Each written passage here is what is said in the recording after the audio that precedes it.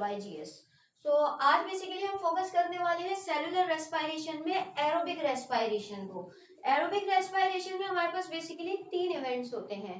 सबसे पहले हमारे पास ग्लाइकोलिसिस होती है, जो कि हमारे पास एनएरोबिक रेस्पिरेशन में भी होती है, जिसको मैंने बड़ी डिटेल के साथ जो है वो प्रीवियसली अपलोड कर दिया है। तो अगर अभी तक आपने मेरी एनएरोबिक रेस्पिरेशन की वीडियो नहीं देखी है तो उसे आप मेरे चैनल पर जाकर चेकआउट कर सकते हैं। तो बेसिकली यहाँ पर हम ग्लाइकोलिसिस को इतना ज्यादा जो है वो डिटेल में नहीं देखेंगे, क्योंकि वो हमने प्रीवियस वीडियो में कर दिया है। तो यहाँ पर इसका ओवरव्यू लेते हुए हम क्रेब्स साइकिल की तरफ जाएंगे। सबसे पहले तो मैं बता दूं कि ये प्रोसेस जो होता है सेलुलर रेस्पिरेशन का एरोबिक रेस्पिरेशन, तो ये होता है 3 स्टेप में। सबसे पहले हमारे पास ग्लाइकोलिसिस होती है, जो कि साइटोसोल में होती है, यानी साइटोप्लाज्म में, क्योंकि सारे एंजाइम ग्लाइकोलिसिस के जो है वो साइटोप्लाज्म में मौजूद होते हैं, इसलिए ग्लाइकोलिसिस हमारे पास साइटोप्लाज्म में हो रही होती है। फिर वहां से हमारे पास जो है वो माइटोकॉन्ड्रिया की तरफ हमारे पास जो है वो पायरोवेट जाता है, वो भी किसमें, एसिटाइल कोए में चेंज होकर। किस तरह वो अभी हम देखेंगे यहाँ पर। फिर उसके बाद क्या होता है, वो एसिटाइल कोए हमारे पास क्रेब्स साइकिल करता है, जो कि माइटोकॉन्ड्रिया में हो रही होती है। और फिर उसके बाद हमारे पास जो बेसिकली हमारे पास एनर्जी मॉलिक्यूल्स निकले होते हैं, NADPH2 हो गया, या हमारे पास जो है वो फेरिडॉक्सिन यानी FAD हो गया हमारे पास। तो ये मॉलिक्यूल फिर क्या करते हैं, हमारे पास ATP फॉर्म करते हैं, जो कि इलेक्ट्रॉन ट्रांसपोर्ट चेन से गुजरते हैं।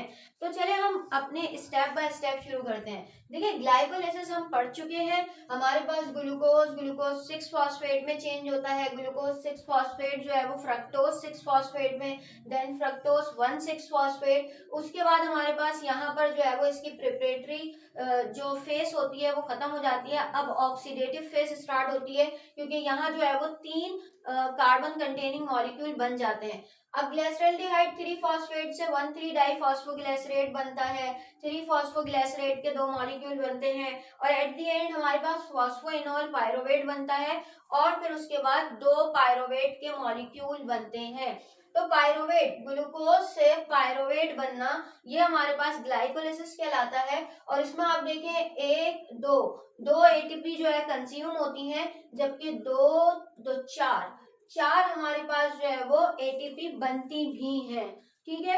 अब आगे हमारे पास पायरोवेट के पास 2 चांसेस होते हैं, बेसिकली 2 सिचुएशन होती है। अगर तो ऑक्सीजन नहीं है तो वो एनएरोबिक रेस्पिरेशन की तरफ जाता है, जो प्रीवियस वीडियो में हमारे पास मौजूद है, जिसमें हमने जो है वो बता दिया है कि हमारे पास किस तरीके से अल्कोहल फॉर्म होता है फर्मेंटेशन के थ्रू, और किस तरीके से हमारे पास लैक्टिक एसिड फॉर्म होता है। चले हम बढ़ते हैं क्रेब्स साइकिल की तरफ। अब ये पायरोवेट, जिसका बेसिकली हमारे पास मॉलिक्यूलर फॉर्मूला होता है C3H4O3, और अगर आप इसको स्ट्रक्चरल फॉर्मूला देखें तो ये हमारे पास इसका स्ट्रक्चरल फॉर्मूला होता है। ठीक है। अच्छा, सबसे पहले तो ये हमारे पास हाइड्रोजन निकलता है यहाँ से, और ये हमारे पास इस कंडीशन में आता है। इस कंडीशन में आने के बाद ये जो ये हिस्सा है ना इसका, ये एसिटाइल कहलाता है, और COO ये हमारे पास कहलाता है कार्बन डाइऑक्साइड। तो यहाँ पर बेसिकली कार्बन डाइऑक्साइड बाहर निकलती है, और एसिटाइल हमारे पास जो है वो कहाँ, माइटोकॉन्ड्रिया में एंटर होता है। अच्छा, ये जो माइटोकॉन्ड्रिया में एंटर होता है तो यहाँ पर कोएंजाइम A होता है जो अटैच हो जाता है इसके साथ, और ये हमारे पास एसिटाइल को A बनाता है। क्योंकि देखिए, पायरोवेट हमारे पास जो है वो क्रेब्स साइकिल में डायरेक्टली एंटर नहीं होता। ठीक है। शायद कि हमारे पास जो है वो क्या होता है, एक बड़ा मॉलिक्यूल है, तो इससे माइटोकॉन्ड्रिया जो है वो एंटर नहीं होने देती अपनी मेम्ब्रेन के में जो है। तो बेसिकली क्या होता है कि ये सबसे पहले चेंज होता है एसिटाइल कोए में। एसिटाइल कोए में चेंज होने पर हमारे पास कार्बन डाइऑक्साइड भी रिलीज होती है। अब ये एसिटाइल कोए हमारे पास क्रेब्स साइकिल में एंटर हो जाता है। अब यहाँ पर क्या होता है, स्टेप बाय स्टेप देखिए, यहाँ पर हमारे पास सबसे पहले ऑक्सैलो एसिटेट एसिटाइल के साथ मिलता है, और यहाँ पर कोएंजाइम अलग हो जाता है। एसिटाइल को कोएंजाइम छोड़ देता है, कोएंजाइम का कोई काम नहीं है यहाँ पर बेसिकली। तो अब क्या होता है कि ये क्या करता है, बेसिकली सिट्रेट बनाता है। ये और ये ऑक्सैलो एसिटेट और एसिटाइल मिलके सिट्रेट बनाते हैं। सिट्रेट जो कि इसका पहला मॉलिक्यूल है बनने का, that's why it is also called citric acid cycle. ठीक है। इसके अलावा इसमें हमारे पास जो है वो 3 कार्बोक्सिलिक एसिड बनते हैं, that's why it's also called try carboxylic acid cycle. तो ये तीनों नाम इसी के हैं, TCA cycle, citric acid cycle या क्रेब्स साइकिल। ठीक है। तो अब बेसिकली हमारे पास सिट्रेट बन गया। सिट्रेट हमारे पास जो है वो आइसोमेरिज्म रिएक्शन की तरफ जाता है और आइसोसिट्रेट बनाता है। आइसोसिट्रेट के बाद हमारे पास यहाँ पर एक NAD जो है वो चेंज हो जाता है NADH2 में, और हमारे पास अल्फा कीटो ग्लूटारेट बनता है, यानी कि 2 हाइड्रोजन इसमें से निकल जाती हैं और वो NADH2 बनाती हैं।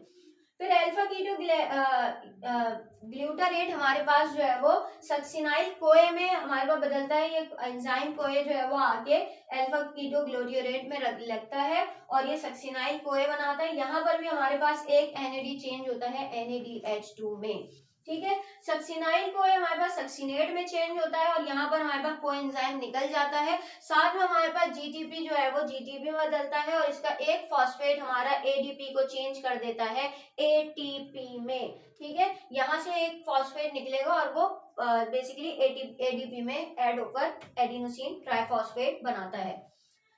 अब ये सक्सिनेट हमारे पास फ्यूमरेट में चेंज होता है। फ्यूमरेट में चेंज होते हुए ये क्या करता है, FAD को चेंज कर देता है FADH2, जो कि खुद भी जो है वो एनर्जी मॉलिक्यूल है। फ्यूमरेट फिर मेलेट में चेंज होता है और मेलेट दोबारा ऑक्सैलो एसीटेट में चेंज हो जाता है, यानी कि ऑक्सैलो एसीटेट हमारे पास दोबारा रिकवर हो जाता है।